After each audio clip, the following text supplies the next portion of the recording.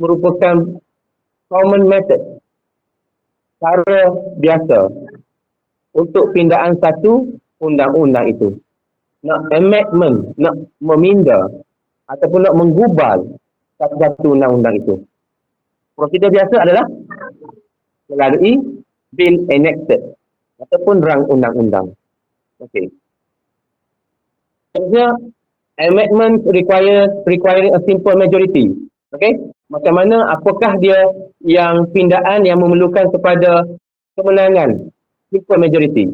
Contohnya, certain provisions of the constitution can be amendment by an ordinary bill which is supported by a simple majority of members present and voting in Dewan Rakyat, Dewan Negara.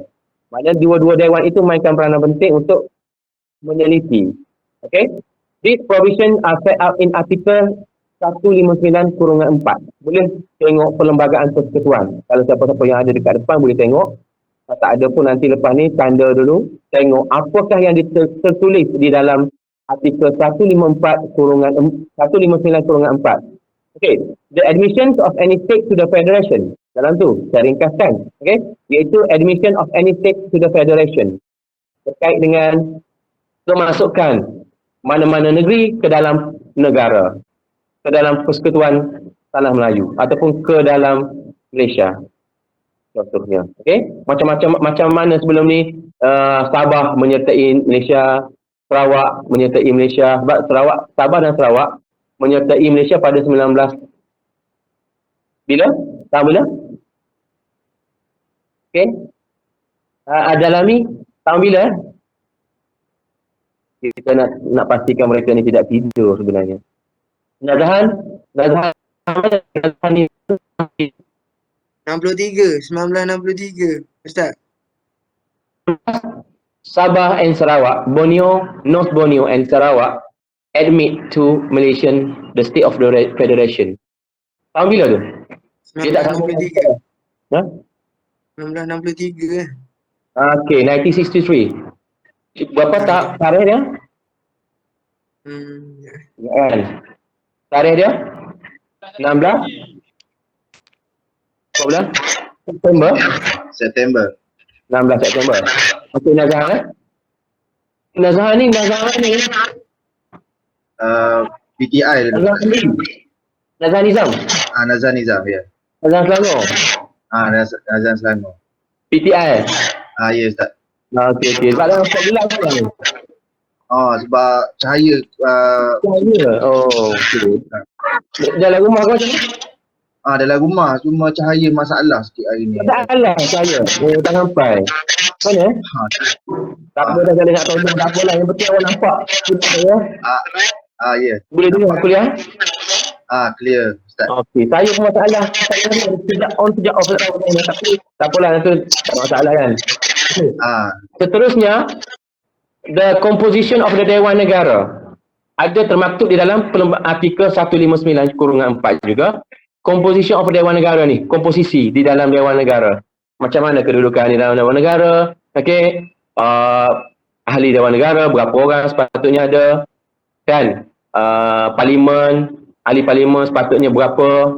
Okey, seterusnya restriction of freedom of movement within the federation. Restriction ni maknanya halangan-halangan ke dalam kebebasan untuk bergerak di dalam federation, dalam perlembagaan, dalam negara ataupun dalam kesatuan Tanah Melayu ni. Macam nak bergerak macam mana, bebas ke tak, macam mana nak masuk. Sekarang ni timbul isu tidak bebas bergerak, isu COVID-19 COVID-19.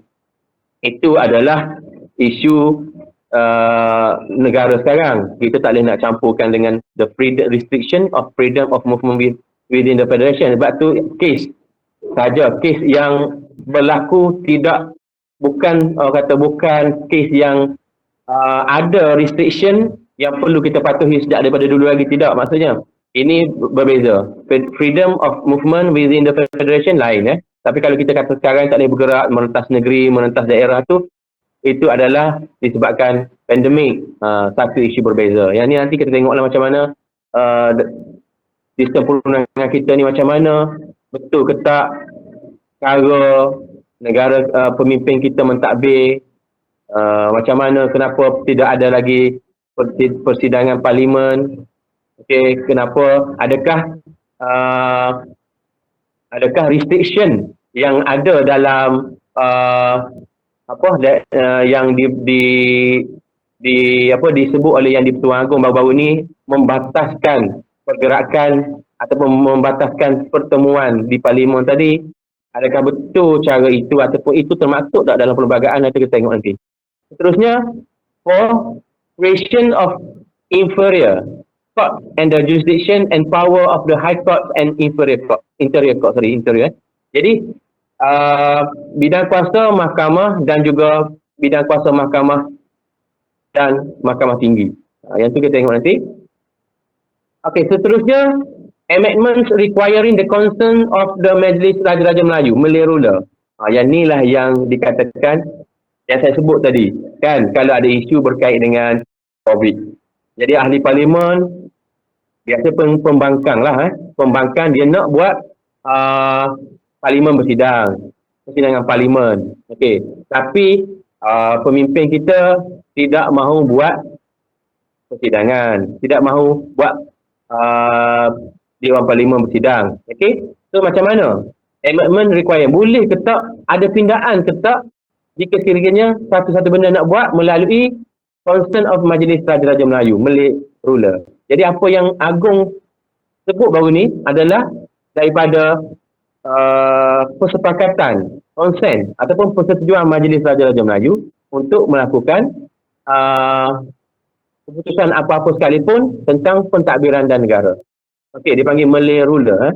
The amendment of a number of provision require, in addition to a two-thirds majority, consent of the Majlis Raja-Raja Melayu. Ini juga adalah merupakan satu provision tambahan yang memerlukan juga 2/3 daripada Dewan, okey, dan juga disokong ataupun dipersetujui oleh Majlis Raja-Raja Melayu. Maksudnya Dewan pun bersetuju untuk satu-satu isu seperti mana, okey, darurat contohnya kan, darurat yang baru-baru ni dibuat darurat, okey, supaya menggantungkan Dewan Negara itu bersidang, okey, darurat contoh, ambil itu darurat. Tapi ianya memerlukan consent of the Majlis Raja-Raja Melayu. Bukan ahli Dewan sahaja yang buat keputusan.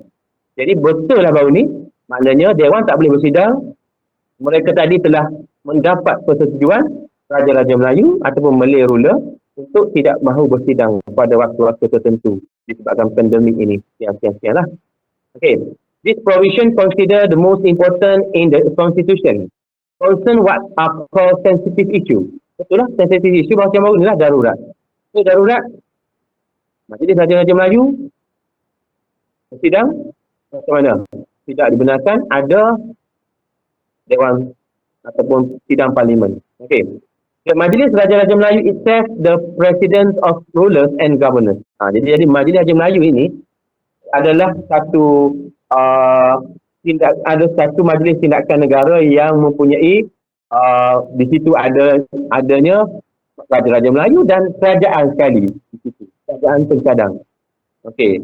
Jadi apabila kerajaan pencadang disokong oleh Raja-Raja Melayu, maka setiap apa keputusan yang timbul itu adalah merupakan satu-satu pindaan yang boleh diguna pakai ataupun boleh diikuti, mesti dipatuhi dan mesti dituruti.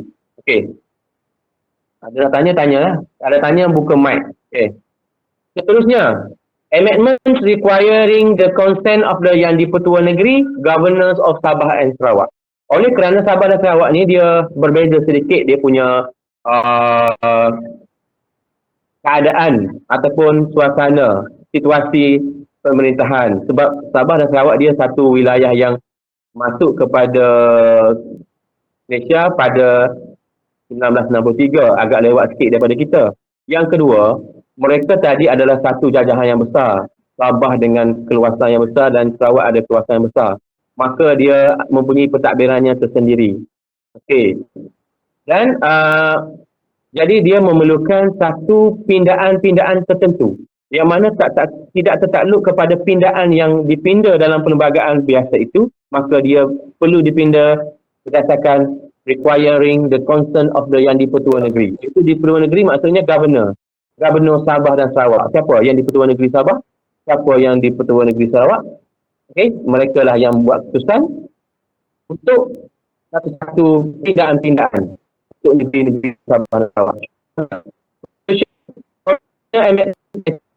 Special safeguard arranged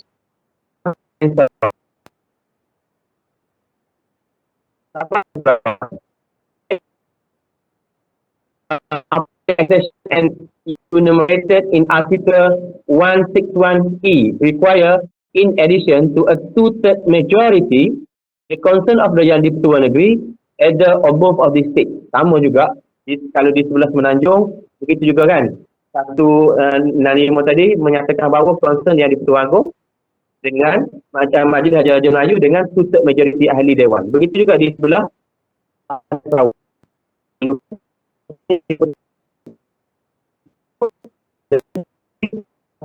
juga memerlukan di Dewan juga untuk merubah apa-apa yang ada, menggubal apa-apa yang undang-undang baru, nak meminda apa-apa undang-undang dan juga nak meminda apa-apa yang ada di dalam perlembagaan negeri dia. Okey.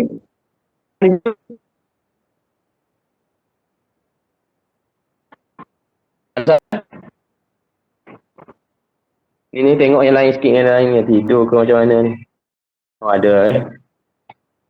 Kalau nak tidur tu tutuplah sekejap kamera tu, tak apa. Okey. Aiman okey Aiman.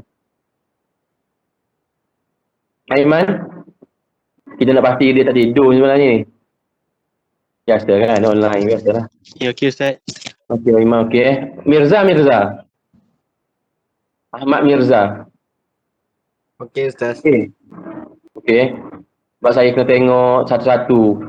Sebab saya pakai telefon, laptop, kamera tak berfungsi. Kadang semua ada kat laptop tu sekaligus boleh tengok semua kan. Tapi tak apalah nanti. Ni lagi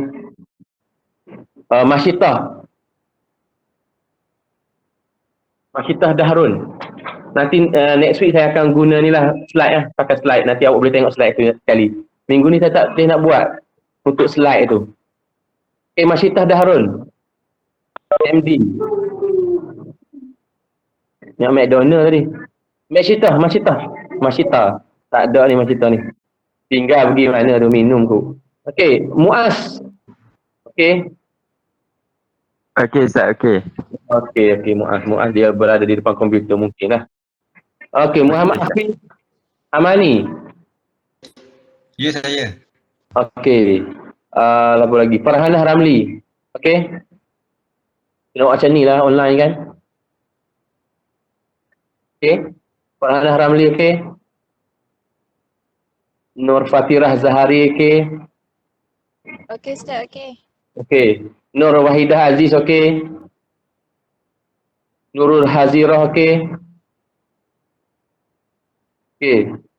Nurul Alia okey. Tak ada gambar, tak ada Alia. Nurhana okey. Okey Ustaz. Okey. Nurul Izzati, Nurul Sabrina, Rabbani Akhlili, Raja Naim. Raja dia kat sini ni. Ni daripada Raja-Raja Melayu ke ni? Majlis Raja Melayu ke ni? Tak tahu. Raja Naim. Ya. Tunjukkan wajahmu Raja Naim. Bukan daripada Raja Melayu kan? Bukan kan? Nurul Jannah. Ya saya Ni Ustaz. Raja Naim dia sama ni. Ada penampakan. Ada penampakan. Rabbani Ada doktor. ada. Nurul Jannah okey. Okey doktor. Okey. Syahirah Azwaq. Ada doktor. Okey ada. Okey. Kita sambung kepada the constitution Perlembagaan Constitution, the Supreme Law of the Land, the Supreme Law of Malaysia. Okey, kita sambung. Nota ni saya tak saya tak boleh nak upload. Kenapa dia? Sebab dia version PDF apa?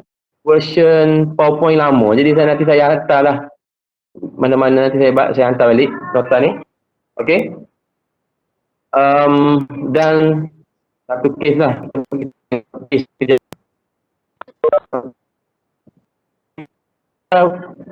Okey, saya hantar ya.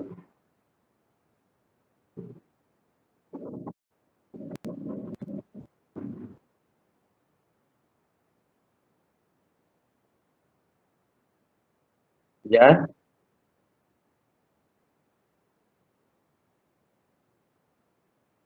Okey, kes ini adalah berkait dengan kes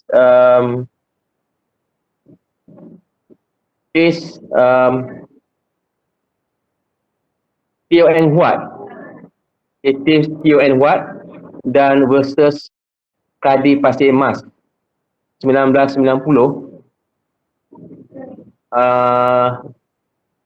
MLJ Malaysian Law Journal muka surat 300. Kalau siapa-siapa yang ada kes tu, tapi tak, yang ni saya tak hantar lagi. Tak apalah, nanti saya hantar lepas ni. Okey, kes ini adalah kes berkait dengan kes Teo Eng Huat lawan Kadi Pasir Emas. Okey, tercetus apabila perayu iaitu Teo Eng Huat, bapa kepada Suzy Teo, mencabar pengislaman anaknya dan menuntut hak untuk menentukan agama yang dianuti, pendidikan dan asuhan yang sepatutnya diberikan kepada anak dia. Okey, kes ni ya. Rasa kes ni mungkin dah ada yang maklum kes hal ini timbul apabila Suzy Teo yang ketika itu berusia 17 tahun 8 bulan. Kita nak tengok perkaitan di antara perlembagaan kita, macam mana perlembagaan kita mengendalikan satu isu. Okey, satu isu yang berkait pada masa ni, contohnya pada tahun 1990 ini adalah di antara Teo Eng Huat dengan Kadi Pasir Mas, berkait dengan agama, pendidikan dan juga asuhan ni, hak penjagaan anak-anak tadi. Okey, jadi hal ini adalah timbul apa Suzy Teo yang ketika itu berusia 17 tahun 8 bulan, tetapi telah memeluk agama Islam melalui kuasa Kadi Pasir Mas tanpa Pasir Mas Kelantan, tanpa kebenaran ibu bapanya Teo Eng Huat. Dan pada masa yang sama, hal ini menurut Perlembagaan Persekutuan Malaysia, perayu Teo Eng Huat berhak untuk menentukan agama yang dianuti oleh anak dia tadi, sebab dia tak cukup umur lagi sebenarnya. Okey, dianuti tadi iaitu pendidikan anak dia serta asuhan anaknya Suzy Teo, kerana anaknya masih berada pada tahap umur majoriti iaitu 18 tahun ke bawah, yang keputusan menurut. Jadi apabila aku begitu, ayah dia ni memfailkan kes lah, sebab anak dia ni tak cukup umur dan juga patutnya memerlukan persetujuan bapanya, persetujuan bapanya untuk meletakkan status anak dia itu sendiri sama ada dalam agamanya, menurut agama asalnya, dan juga pendidikan anak dia, serta macam mana asuhan dia. Jadi dia memfailkan benda ini kepada Allah, sungguhlah ni punya kamera ni soalan. Tak apalah. Okay. Jadi benda ni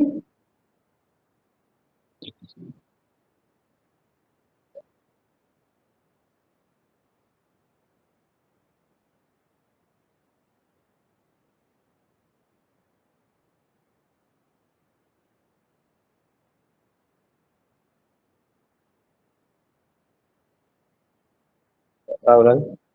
Masalah. Tak apalah, tak apa. Kalau tertutup tu minta maaf .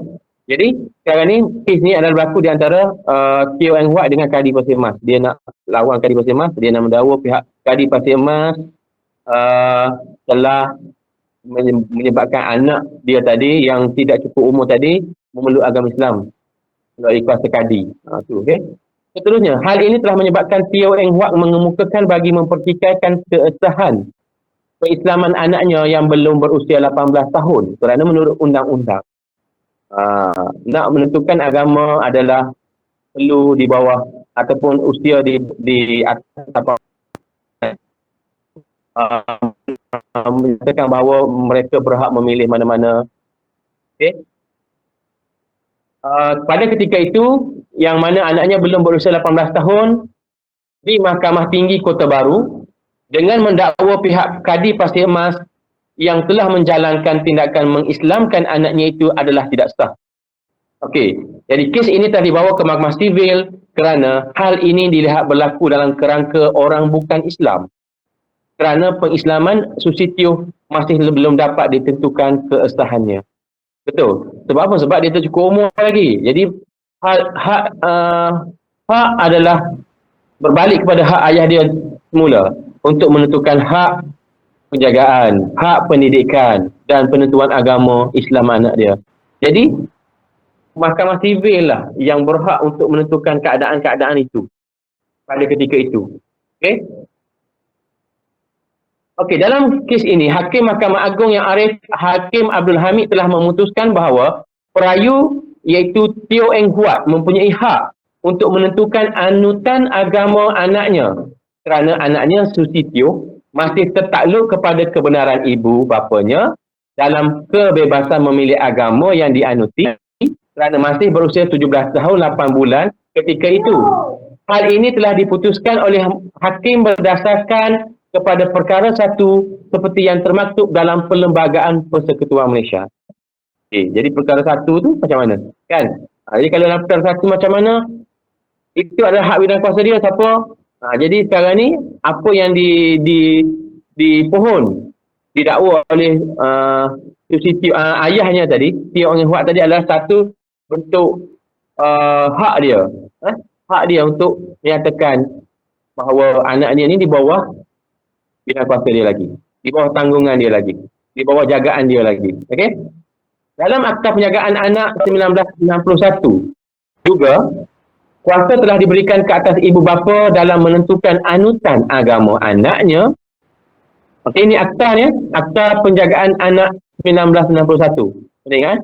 Sehinggalah anak itu berusia 18 tahun ke atas, maka barulah seseorang anak tersebut berhak menentukan kes sendiri, agama yang dianutinya, pendidikan dia dan seterusnya, adab-adab yang dia perlu pilih. Kalau dia kata dia nak duduk dengan ayah dia perlu hidup seperti mana adab seorang non-Muslim macam mana.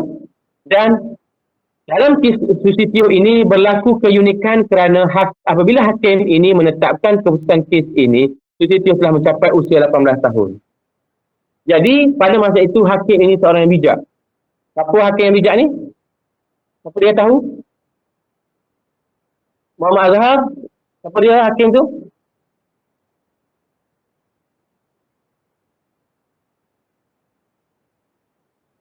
Siapa dia hakim tu?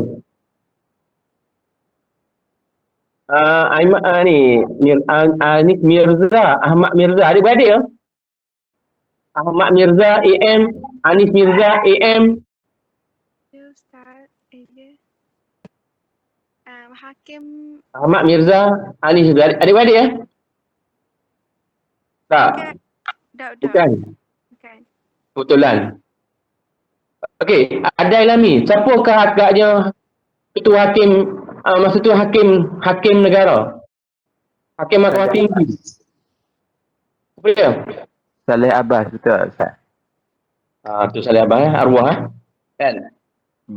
Okey, jadi kebijaksanaan Tun Saleh Abbas dan hakim pada masa tu memberikan peluang kepada hakim-hakim yang mengendalikan kes pada masa itu ataupun kadi itu sendiri. Sebab kes ini antara Teo Eng Huat, ayah kepada Susitio, okey, dan juga Kadi Pasir Mas tadi, ia memberikan peluang kepada Kadi itu untuk menang dalam kes ini. Jadi dia buat begitulah. Tunggu anak dia umur 18 tahun, jadi sementara itu dia tak buat keputusan. Dia tidak berhak buat keputusan. Jadi kalau 18 tahun berhak buat keputusan, Dan pada masa itu dia tahu bahawa Susi Tioh ini berada dengan siapa? Dengan mak dia ke? Dengan orang Islam ke? Siapa yang jaga dia pada masa itu? Dan secara automatik dia dibesarkan dalam adab orang Melayu, orang Islam, dididik dengan pendidikan orang Melayu, dengan agama Islam. Jadi automatik 18 tahun dia terdidik dengan sendirinya dengan adab-adab nilai murni Islam, maka secara automatiknya 18 tahun dia akan memilih agama dia sendiri, agama Islam. Kalau hakim tak buat begitu pada masa itu, kemungkinan besar Susi Tioh ini akan berada dalam agama dia. Okay, nanti kita akan tengok satu kes Natrah kan. Ada saya postkan Natrah kan. Okey. Kes Natrah itu saya dah post episod 1. Dia ada 4 episod. Nanti selepas 4 episod saya dah berbincang. Nanti saya akan berbincang dengan Anas. Anas kan? Anas kan? Ya, Ustaz. Saya akan satu bukan aktiviti, kita akan buat satu assignment lah nanti berkait dengan 4 video berkait dengan berkait dengan Drama. apa ni tadi saya kata ni Natrah. Okey, berkait Natrah nanti kita akan ada 4 video. Nanti saya akan hantar 4 video itu step by step untuk kita tengok balik di sebalik perlembagaan persekutuan dan juga bidang kuasa Mahkamah Syariah, bidang kuasa Mahkamah Tinggi, Mahkamah Persekutuan dan juga beberapa mahkamah yang ada pada masa itu untuk menentukan satu-satu hak yang ada pada seseorang itu, seperti Natrah tadi kan. Natrah itu adalah kes berlaku di Singapura kan. Nanti kita tengok balik, kita akan rungkai kes Natrah dan kita akan buat satu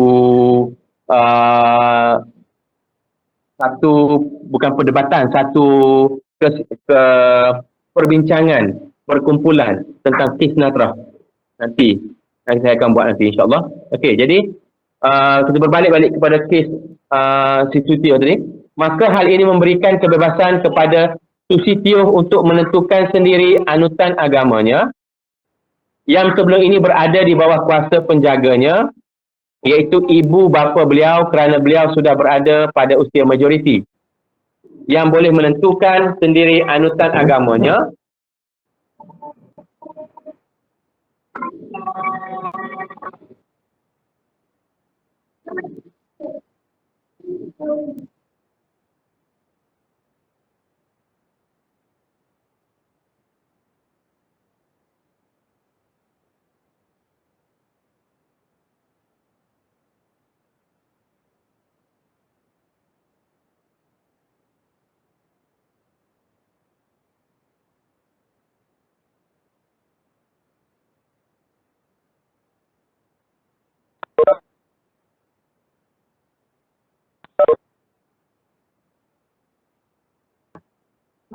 Okey, sambung balik Okey, maka hal ini memberikan kebebasan kepada Susi Tioh untuk menentukan agama sendiri. Okey.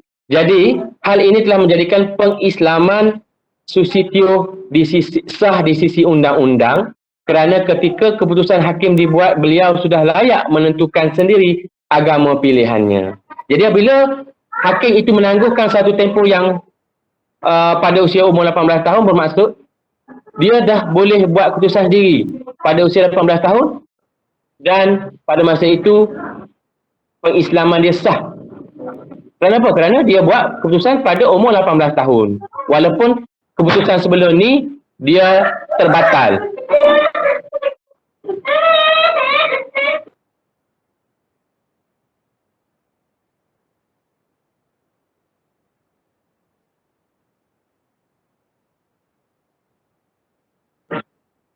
Minta maaf ada gangguan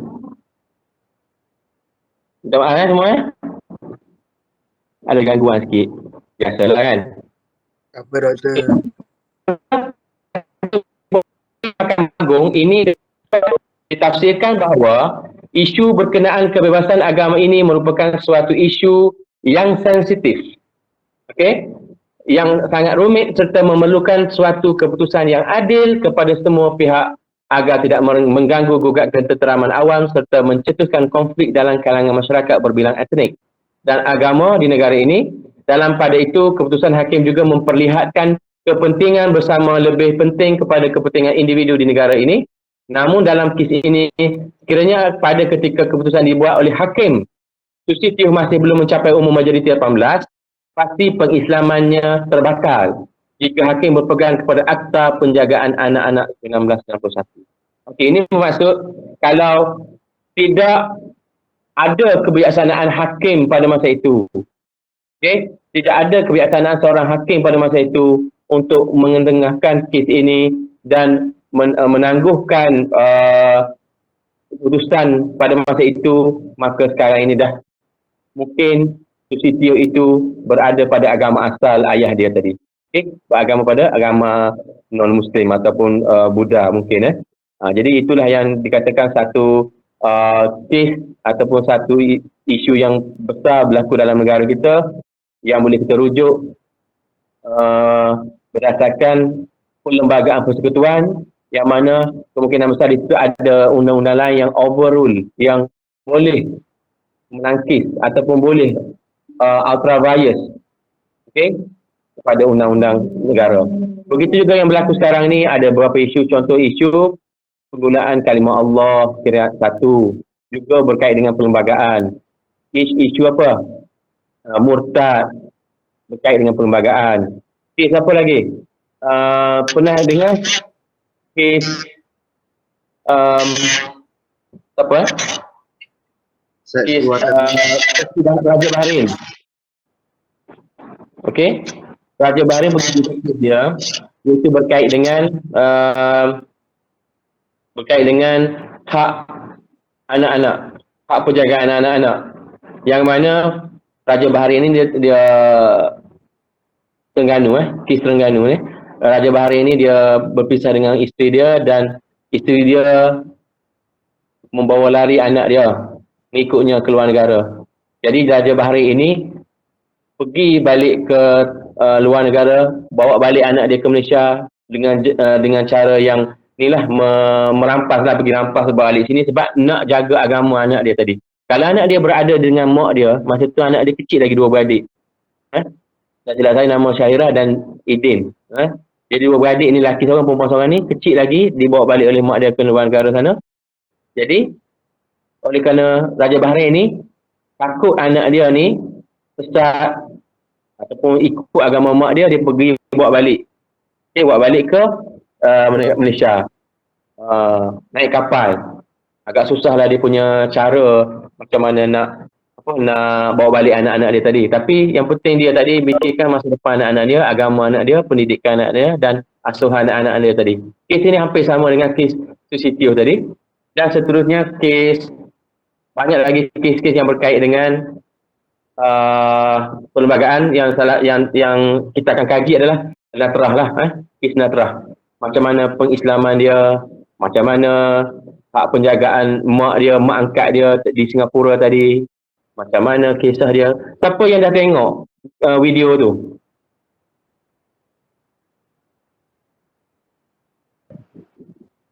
Siapa yang dah tengok video tu? Nazhan tengok tak? Saya dah, Ustaz. Dah. Ashikin Azlan tengok? Tengok Ustaz. Tengok Nurul Izzah Abdullah tengok? Siri satu yang saya post dah tengok Tengok tutup tu kamera. Tengok dah, saya kenal dah awak. Okay. Bersembunyi pun nampak tu. Okay. Tengok Nurul Izzah? Tak sempat lagi tengok. Tak sempat lagi. Nanti tengok video yang saya hantar tu adalah video Natrah episod pertama. Mungkin tak ada lagi isu-isu yang menarik. Cuma di situ ada dah beberapa perkara yang awak perlu tengok lah berkait dengan, nanti saya akan bagi dia punya assignmentnya di mana. Nanti saya akan bincang balik dengan Anas macam mana nak divide you punya group tadi, macam mana nak divide assignment tadi. Saya bincang balik dengan Anas, nanti kita akan berhubung di Clip ataupun di Telegram. Okey, saya rasa untuk sejam ini saya rasa kita berehat sekejap. Kita sambung balik apa boleh buat, siapa Nak sambung balik pukul apa? Sambung. Aina, Farzana, pukul apa sambung balik? Kerja mana-mana Ustaz. Pukul 3. Oh, kerana Nisa les dah. Kerana Nisa cepat les tu. Kita sambung balik pukul sekarang ni pukul 3. Pukul 3:30. Boleh? Boleh Ustaz, boleh. Dan Anas tolong rekod balik nanti. Okey. Ustaz, untuk rekod hanya Ustaz Anas je rekod boleh balik rekod. nanti ya.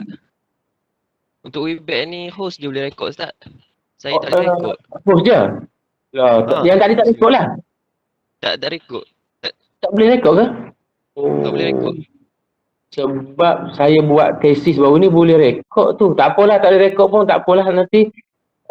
Macam mana nak rekod? Saya pun tak erti ni. Sebab saya tak pakai laptop, saya pakai telefon. Jadi saya tak tahu apa function. Ada rekod. Tak apa, nanti saya yang kedua nanti saya rekod lah, senang. Okey, baik Ustaz. Okey, yang kedua nanti saya rekod. Okey. Okey, yang kedua nanti saya rekod sebab ada situ butang rekod. Tak apalah. Okey, yang ni tak apa. Okey, cuma Anas nanti ambil kehadiran Okey. Okey. Okey, kita berhenti dulu. Kita sambung 3:30 nanti. Saya invite balik lah. Okey. Assalamualaikum warahmatullahi wabarakatuh. Salam Ustaz.